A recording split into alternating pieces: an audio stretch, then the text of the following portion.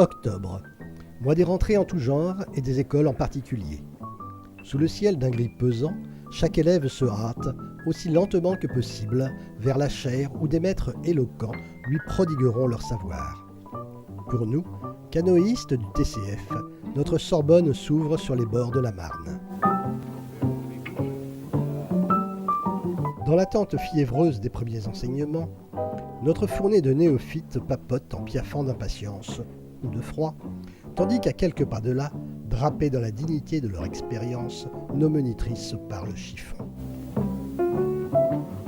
La première récréation terminée, sur ce ponton croulant où tant de fois ils se mirent en prière, nos élèves de première année vont connaître leur premier grand examen. Il ne s'agit pourtant là que d'une simple épreuve d'endurance qui doit les conduire, par le canal de Chalifert, jusqu'à la hauteur des îles Mortes. Là, ils pourront assister, béats d'admiration, aux évolutions déjà plus savantes de leurs condisciples du second degré. Ne croyez pourtant pas qu'ils manquent de fierté. Malgré la pluie fine et tenace, ils tiennent à faire bonne figure auprès de leurs aînés et se lancent dans un rush final qui leur permet de donner libre cours à leur ardeur. Allons, voilà de la bonne graine de canoïstes. Même le dernier d'entre eux, s'il ne suit pas l'orthodoxe ligne droite, ne manque pas de brio. À quelques pas de là, sur le bord de la Marne grossi par plusieurs jours de pluie, moniteurs et élèves du deuxième degré s'activent. L'un de nos maîtres du canoë mono, Charlie le Gros Mignon, se sangle soigneusement sous l'œil inflexible de la caméra, et si son état de soliste l'oblige parfois à faire appel à la main-d'œuvre étrangère, il faut avouer qu'une fois sur l'eau, ce n'est pas la force élégante qui lui fait défaut.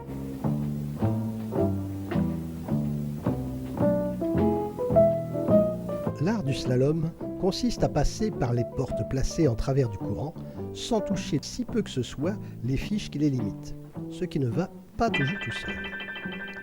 Mais tout se corse lorsqu'il s'agit de faire vers l'amont ce qu'il était déjà si peu commode d'effectuer vers l'aval.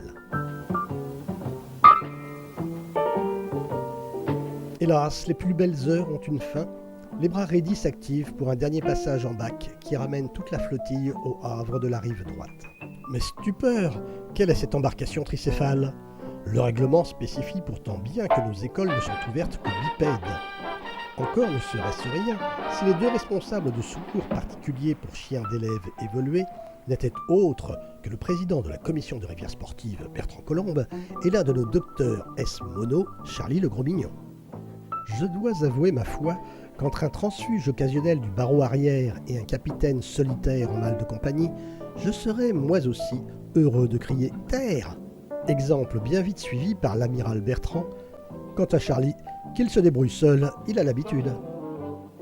Profitant d'un dernier rayon de soleil qui réchauffe les muscles endoloris, les parents retrouvent leurs graines de pagayeurs. Relève assurée, puisqu'ils sont tous à bonne école. Et c'est sans doute aussi l'opinion de notre proviseur, qui, bien calé comme il se doit dans son fauteuil présidentiel, sourit de toutes ses dents comme au jour de la distribution de prix.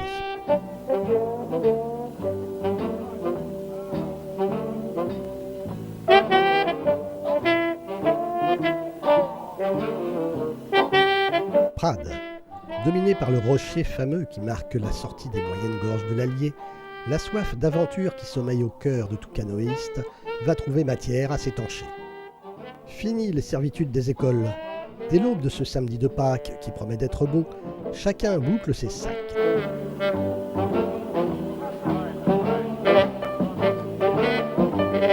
Une demi-heure à peine de trajet nous amène à Monistrol d'Allier. Les gorges s'ouvrent devant nous, pleines de promesses. Sur les bords du court Plagnol qui nous sépare encore du terrain de nos futurs exploits, l'activité propre au grand départ règne dans tout le groupe.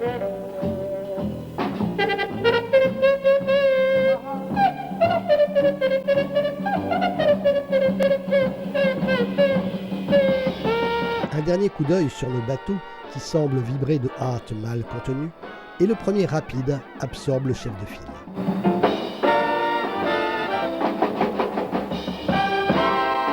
Coulant ainsi pendant près de 10 km de classe 3-4, le moyen allié est le type idéal d'une croisière pour élèves du second degré, leur permettant de joindre l'utile à l'agréable. Toujours soutenu, le courant s'accélère en rapide manœuvrier mais peu difficile, tel celui-ci où le maille pâle, semblent vraiment nager dans du petit lait.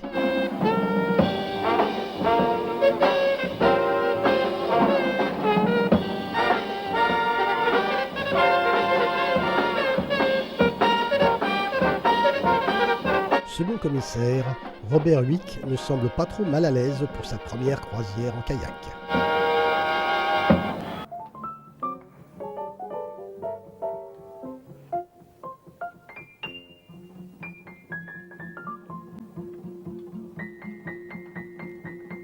Et voici maintenant le passage des 3 P.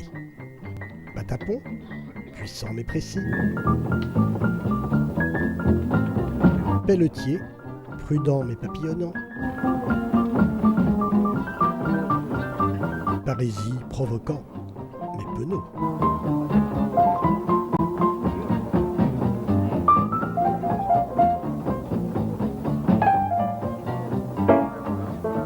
Quant au Slim, il semble toujours aussi décontracté que des poissons dans l'eau.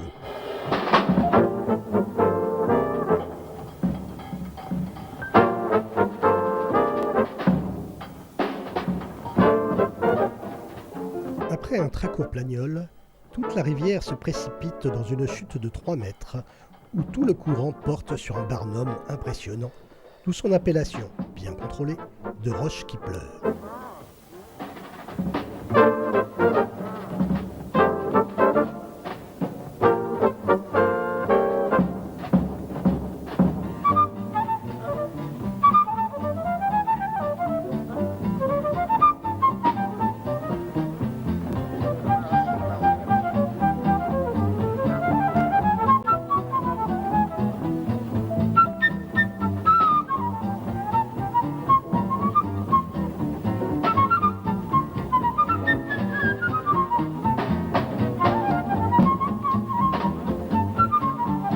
Croyez-moi, c'est seulement par pur esprit de solidarité avec les quelques dessalés que c'est voir si l'eau est bonne.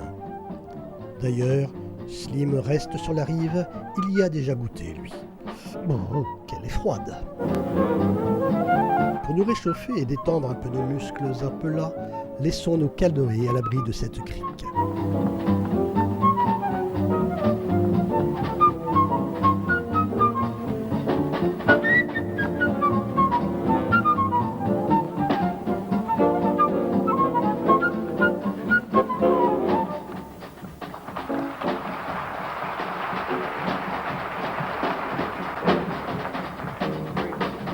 Mais après cette halte au soleil, qui restera l'un de nos plus beaux souvenirs de croisière, les popotes sont remises dans leur sac étanche et le plus courageux donne le signal du départ en revêtissant son uniforme de descente.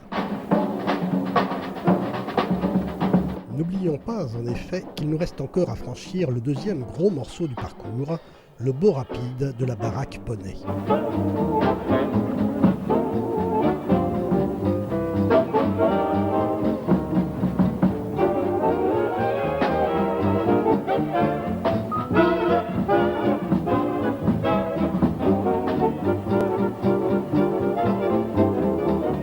Il ne nous reste plus que quelques plagnols à courant vif qui auront vite fait de nous conduire à l'ombre de nos tentes, où nous revivrons en paroles les plus belles heures de notre descente.